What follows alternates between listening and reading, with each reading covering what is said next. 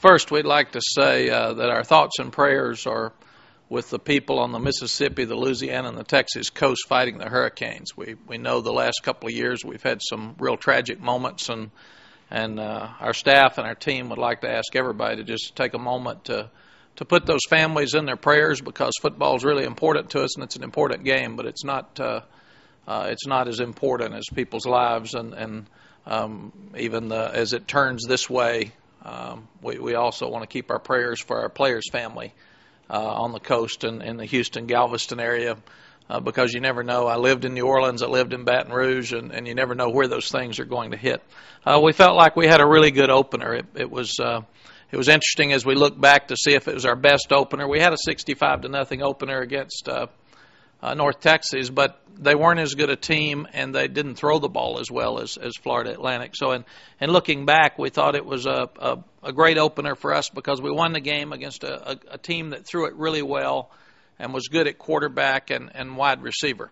And that's something that we needed. We needed an early test to try to gauge where our secondary guys were and how much improvement we'd made against the past. It was good because we also had some adversity. Early in the game, we gave up too many third down explosive plays, and I thought our guys handled that adversity really well. They kept playing. They didn't get their heads down. They did not wilt and get frustrated. They just kept their head up and kept playing.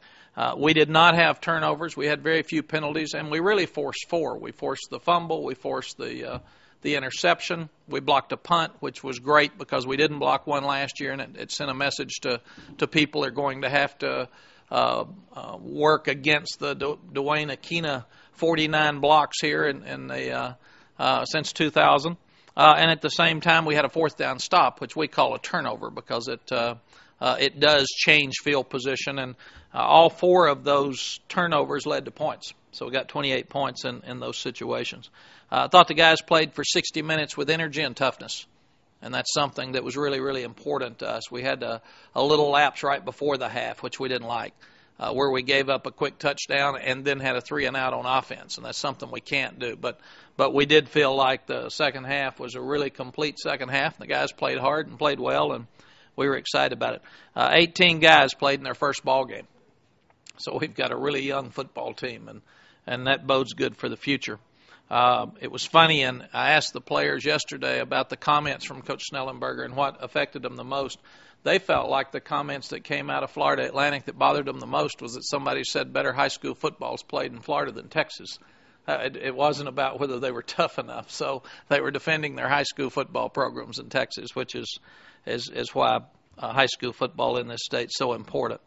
And hopefully most teams feel like you have the most improvement between week 1 and week 2, and hopefully we will see that. Defensively, the two most productive players were Rod McElroy and Roy Miller. The Hard Hat Award, which is something Will Muschamp brought to us with the biggest hit, was Jared Norton on the goal line, where he knocked the receiver back into the end zone. He got back out to the one. The Ball Hawk Awards are something that Will also has instituted here, and it's someone who changed the game with a forced fumble and interception, the fourth down play. And those were Henry Melton, Sergio Kendall, Ben Wells, Ryan Palmer, Earl Thomas, and Roy Miller. And I also was really proud of Aaron Lewis. He played a lot at defensive end and tackle.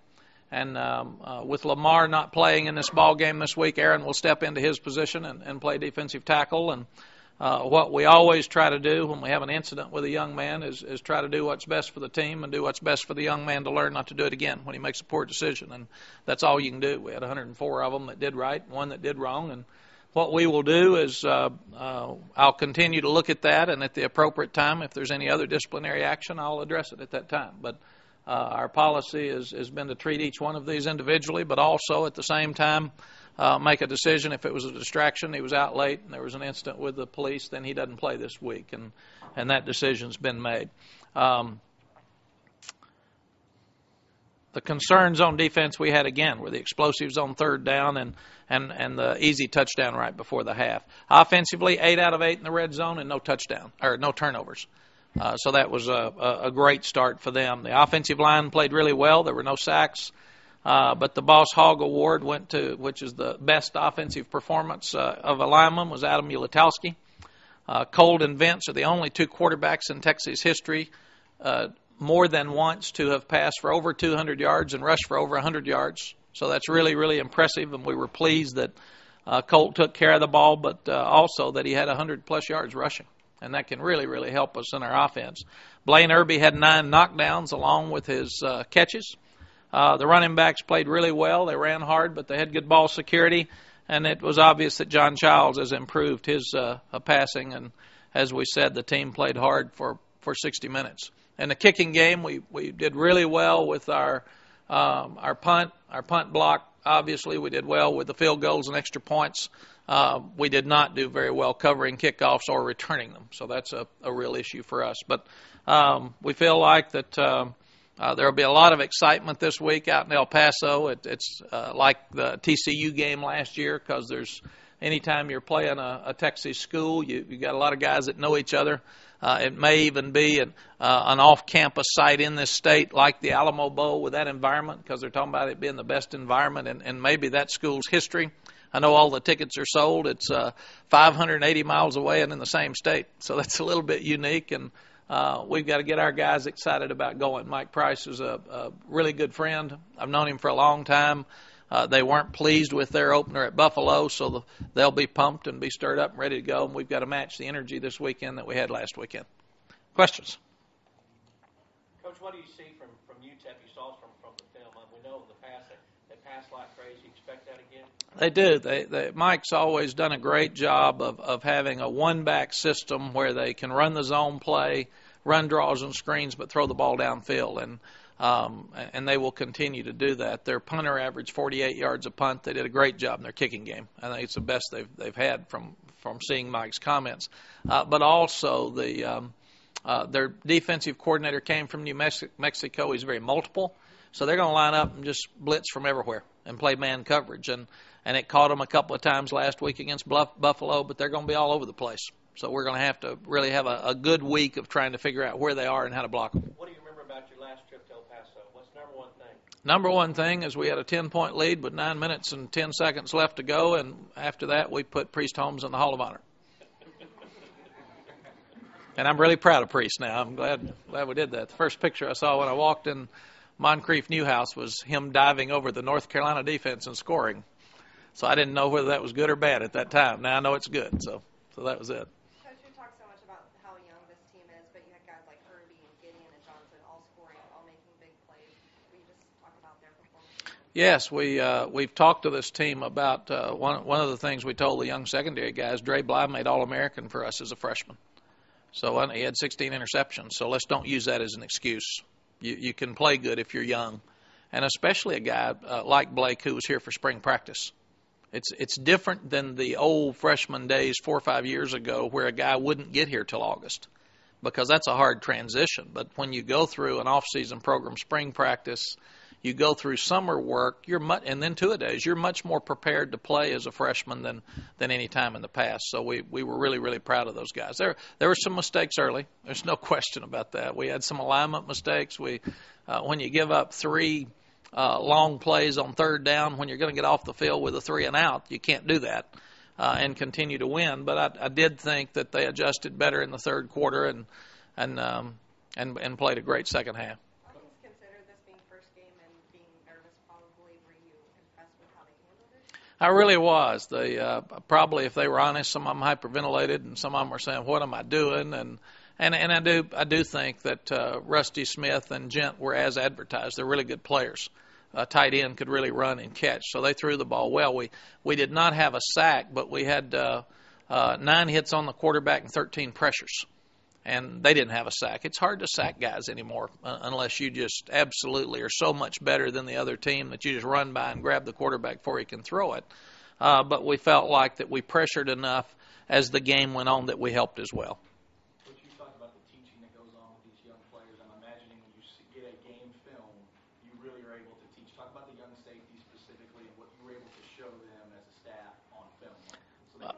I think the biggest thing is that alignment, little bitty things that make them more fundamentally sound. Sometimes on our 2 deep, they needed to have a different position, be more inside the receiver, and they just got caught with angles. Like the touchdown pass, we were out of position one of the two deeps, and underneath guy got lost on our man coverage, and we put them in some tough situations because we wanted to see what they could do. So we were manned up and said, "Go get it now, y'all. This is who we're going to be. So get after it." And I do feel like that the front kept coming to help, but it was probably the biggest and fastest learning curve I've ever seen with young guys, and hopefully they'll play better this week. It's really what scared me about the game. I mean, if we held them to 37 yards rushing, so we did not think they were going to be able to run the ball, but we knew that they could light us up if they got hot, and we let the quarterback get hot, and our guys did not do that. Coach, how pleased were you after the game when you said that they were better than what you maybe thought, and what does that mean to you preparing for this week? Do you kind of up the ante on the learning curve a little bit? Well, we up the standard for sure and say that you got that one out of the way now. We're not going to talk about freshmen anymore. We're going to go play, and you guys have to play and do your part and be accountable, and nobody cares how old you are. They don't get the other depth chart and say, let's see, he's this and he's that. Now you've got something on film. You need to be proud of it, and let's make sure it's better this week.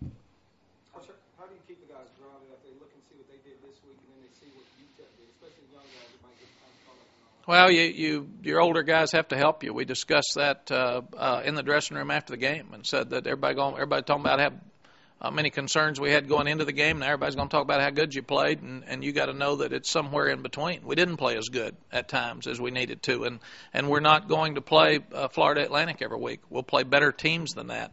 And the same thing, El Paso was probably looking forward to our game last week because they've talked about this being the biggest game in school history for a year, and I'm sure they've been preparing for us and whatever mistakes they made. Their game was close in the fourth quarter, and they just gave up some big plays and had too many turnovers. So they're talking about improving, and I'm sure it'll be fun. It's national TV. It's packed house. It's what we like, and we'll just need to get the guys stirred up, and hopefully this team has practiced that the way they played every day. So hopefully that's an attitude that they will continue to have, and we all won't have to discuss it every day. Last year's team, I never knew who was going to show up. So it's, this team has prepared like they will play hard each week, and hopefully it is. Now we're planning on getting back from El Paso about 4:30 or 5:30 in the morning when we get back to the hotel or to the office on Sunday morning, really. So it'll be a short week next week for Arkansas.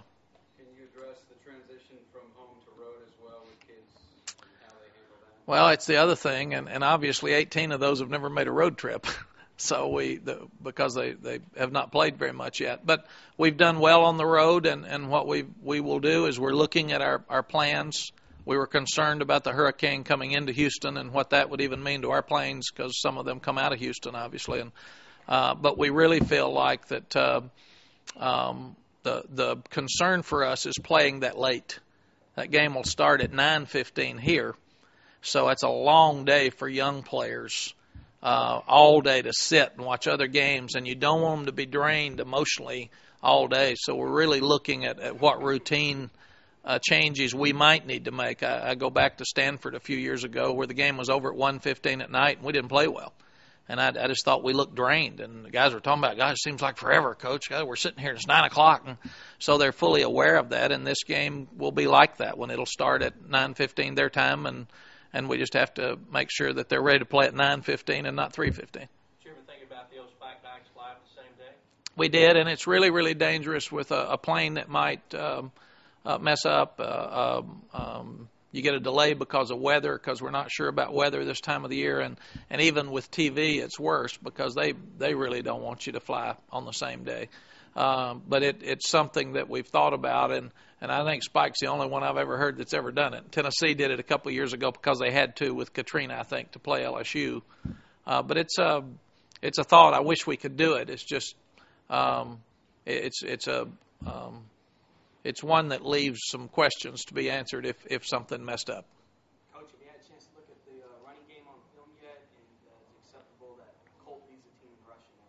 Yes, it was because they were dropping so many people, and they had a bunch in the box, and they would drop them out and try to keep us from passing, and I thought it was a great message that Colt was able to run out of the pocket and throw downfield and make some huge plays, but then also run and get yards, in most of those, he was able to get out of bounds, even though he got hit twice out of bounds. He was able to get out of bounds without contact. But we need him to be a runner. And after people see this film, we feel like it'll open up some other things in the running game.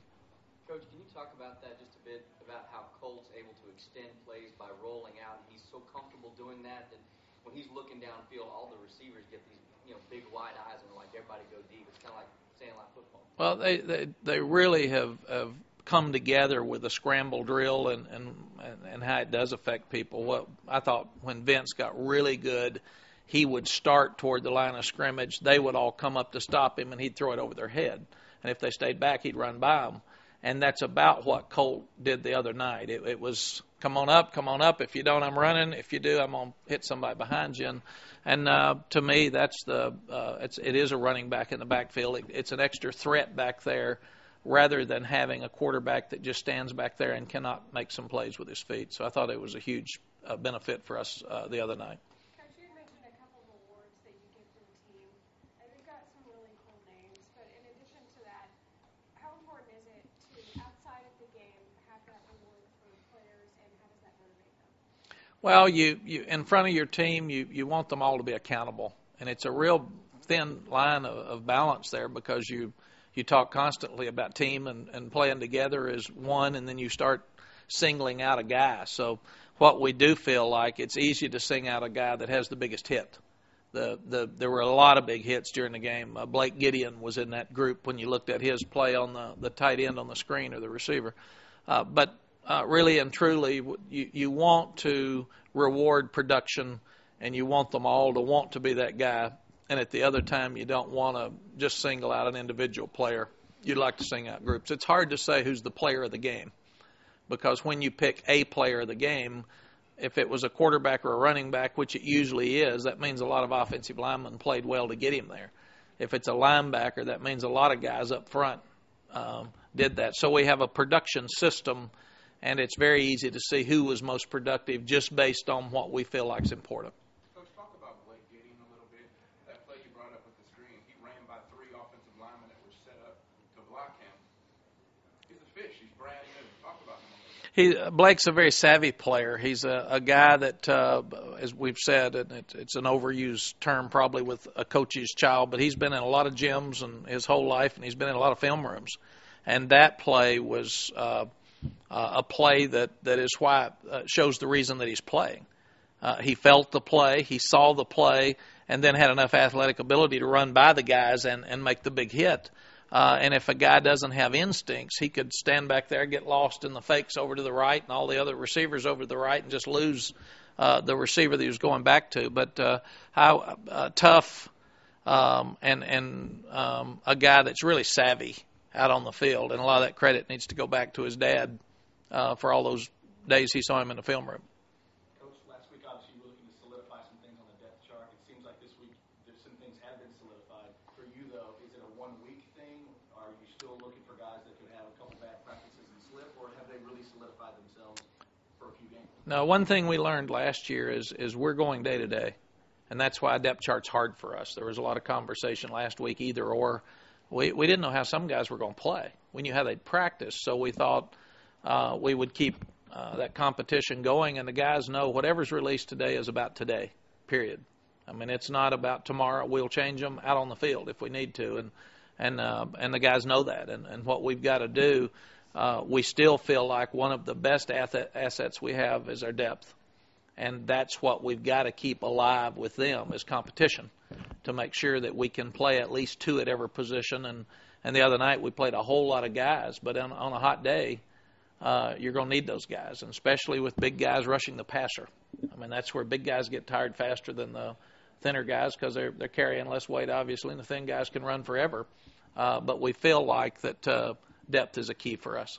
Coach, how much do you rely on your team leaders and just kind of the guys when there are distractions off the field to kind of keep the focus on the field at the task at hand? Well, you rely on them to help keep the guys out of trouble, because that's really important. That's their brothers as such. It's their family atmosphere, and at the same time, when it does happen, you want them to try to help the young man. Lamar Houston's never done anything wrong, to my estimation. He's made every meeting he's sitting in chapel Friday night. I'm sitting there talking to him. When I got the call on Sunday morning, I thought, you know, what a tough deal for him. And he's a great kid. He's not a good kid. And he walked in and asked, can I apologize to the whole team because I'm just crushed? And I let him, and it was a tough moment for him. And so, you know, that it's about guys taking care of each other. It's about growing up. It's about learning. And when I was 19, I made some poor decisions too. They're more public now than they were then. And all of us that sit and talk about, I can't believe somebody would do something that stupid, most of us have probably done it. And I think that's where we all need to be really careful when we start pointing fingers at a 19-year-old that made a poor decision. There will be some other poor decisions by 19-year-olds or 57-year-olds.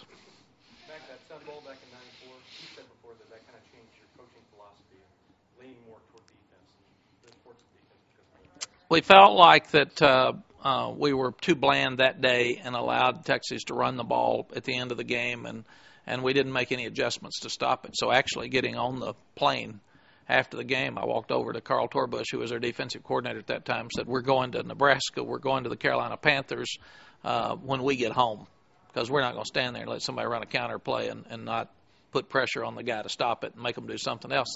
The worst thing that you can do as a coach is let somebody beat you with the same play. If one guy's going to beat you, then stop him. If one play is going to beat you, make them beat you with something else they don't like. I mean, don't. If you get beat because they did everything good, you can handle that. But don't let them beat you with the same thing. And that's what we did that day, I thought. We stood there and watched Priest, and we had the game in total control at that time and just let it slip away. So in a funny way, you can look back at that game and say that kind of changed what happened for the next 14 years. I don't think there's any doubt. And we had a linebacker named Eddie Mason. It's amazing what you remember, that had a cast on his hand, and he intercepts a ball and drops it the last series, or we win the game at that time. And I just remember you always worry about linebackers now with cast on their hands because they can't catch. It's a hard thing. So there's things you all wonder why I look so bad sometimes and so skeptical about things. After 33 years, you've had a few things pop up. Thanks. Thank you all.